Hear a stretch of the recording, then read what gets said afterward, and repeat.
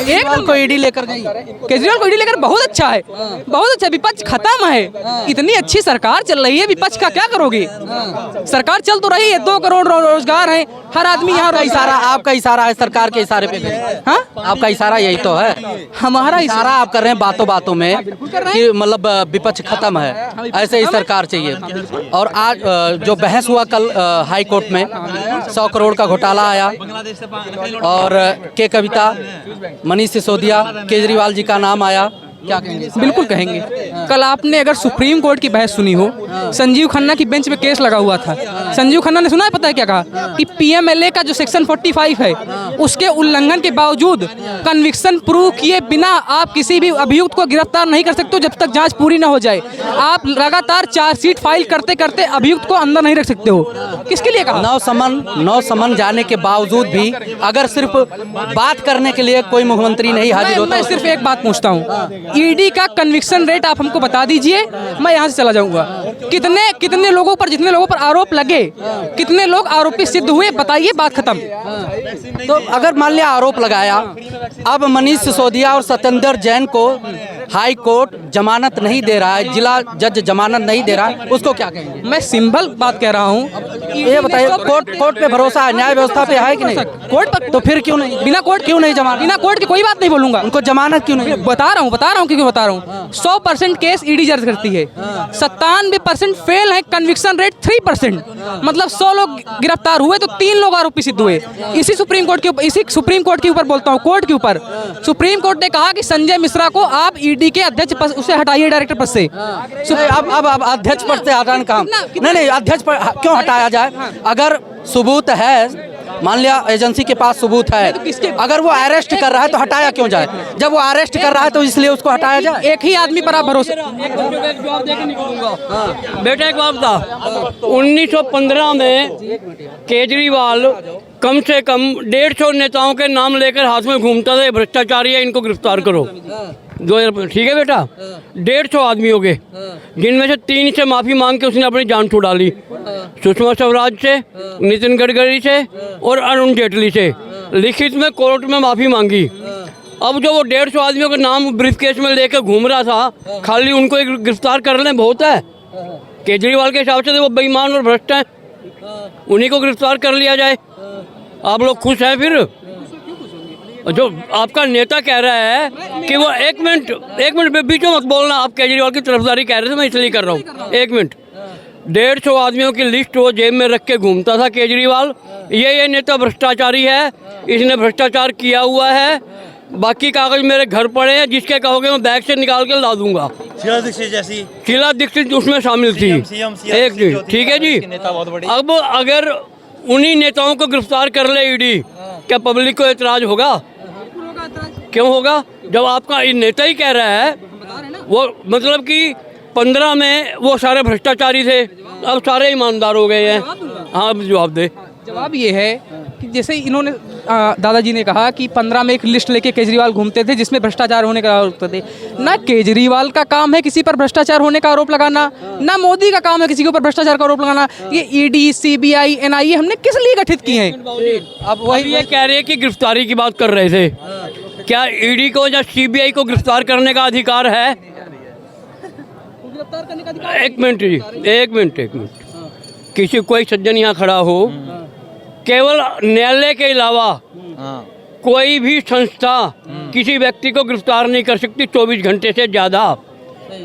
थाने का दरोगा भी अगर किसी को गिरफ्तार करता है 24 घंटे के अंदर जज के सामने पेश करना होता है और बताना होता है कि क्यों गिरफ्तार किया गया, क्या सबूत है। उसके बाद जज तय करता है कि इसको कितने टाइम की जेल देनी है। ना तो ईडी के पास अधिकार है, ना सीबीआई के पास अधिकार है। तो जाए तो सही, जज के पास गिरफ्तारी का अधिकार तो ईडी सीबीआई नहीं है। वो जज के सामने पेश करेंगे, 24 घंटे के अंदर जाएंगे। मान लिया गिरफ्तार कर लिए, लेकिन कोर्ट के सामने उनको पेश होना ही होना है। आरोप सिद्ध करने के लिए भाई जमानत पे वो ले सकते हैं, मतलब रिमांड पे ले सकते हैं। तो अगर इतना सब कुछ है तो फिर क्यों नहीं जा रहे? यही तो बात मैं कह रहा हूँ ना कि 100% कन्विक्शन रेट में 3% कन्विक्शन रेट है ईडी का। मनीष सिसोदिया कितने दिन से जेल में? कोर्ट ने रोक रखा ना, कोर्ट ने रोक रखा, कितने भी दिन से कोर्ट रोक रखा। मैं आपसे सिंपल सवाल पूछ रहा हूँ, कितने दिन से जेल में है? 3 महीने से। ट्रायल क्यों नहीं? से नहीं, लगभग साल भर हो गया। एक साल हो गया। अरे एक मिनट, जमानत क्यों नहीं दे रहा कोर्ट? ट्रायल कहाँ है? जमानत क्यों नहीं दे रहा कोर्ट? बिना जांच के ट्रायल? जांच हो रही है और जो 4 बार वो अप्लाई कर चुके, जमानत बार बार कोर्ट ने रद्द कर दी। ट्रायल कहाँ है? ट्रायल? अरे ट्रायल का मुझे मुख्य अभियुक्त अभी बाहर था, तब किस बात का ट्रायल करें? बात तो यही है। ट्रायल सीबीआई ईडी इस समय केजरीवाल जी के घर पर रेड कर रही है, जाके पता कर लीजिए। मुख्य अभियुक्त जो है केजरीवाल जी हैं। 2.5 लाख रुपए डायरेक्ट सी एक बहस की हाई कोर्ट में अभिषेक मनु सिंघवी की फीस है 2.5 लाख रुपए, जो कि उसके लिए जमानत लेने के लिए तारीख पे पेश होता है। कांग्रेस का नेता है, सुप्रीम कोर्ट का हाई क्वालिटी का वकील है। वो 4 जमानतों में एक सेकंड वो उसको जमानत क्यों नहीं दिला पा रहा? इसके वजह बता देता हूँ। 2 साल की सजा हुई थी किसको? राहुल गांधी को। किसने सजा की थी? गुजरात की सेशन कोर्ट ने। किसको फैसले ने कंटिन्यू किया? गुजरात की हाई कोर्ट ने। किसने फैसले को पलटा? सुप्रीम कोर्ट ने। ट्रायल का मतलब पता है आप लोगों को? ट्रायल, उमर खालिद का नाम सुने? 2.5 साल से जेल में बंद है, ट्रायल नहीं हुआ। घर का आपका कोई गिरफ्तार होगा, 2.5 साल छुड़वा नहीं पाओगे, तब आंख से आंसू आएंगे। ठीक है, सीबीआई पे देखो दोहरा चरित्र हो रहा है। कोई भी जांच के लिए हमेशा हम बता रहे हैं, हम कई एग्जांपल हैं। आप हिमंता बिस्वा शर्मा से लेके आप महाराष्ट्र में कभी भी आई, ईडी का हमेशा है कि भाजपा में जाओ, वॉशिंग पाउडर की तरह अपना धुलो और एक तरफ से बाहर होके निकल जाओ।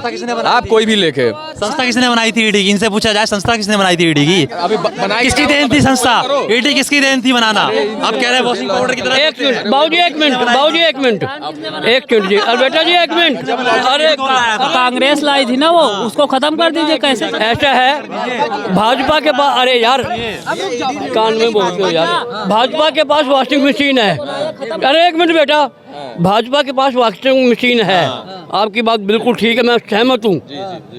जो भी उसमें जाता है उसमें धुल के साफ हो जाता है। एक सेकंड जी, आपकी बात मान ली, काफी नेता गए।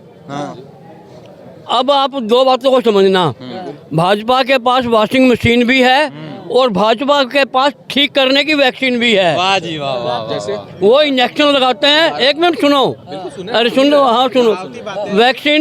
वैक्सीन लगा के ना उसको ऐसे कंट्रोल में रखते हैं कि आगे वो और कुछ गड़बड़ कर ना सके।